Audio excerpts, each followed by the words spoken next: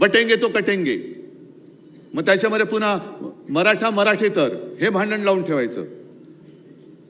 हिंदू मुस्लिम आहेच, तो एक बेडूक ओरडतोच आहे त्याच्यामध्ये, त्याला काम तेवढंच दिलेलं आहे. अरे तुझी उंची केवढी, आवाज कसा,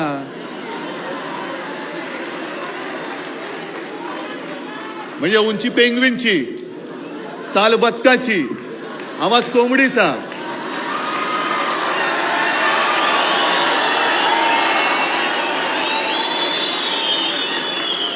डोळे कोणासारखे माहिती नाहीत. तो जीव काय, बोलतोस काय, पार्श्वभूमी काय तुझी, वडिलांची पार्श्वभूमी काय, आणि आमच्यावरती बोलतोस.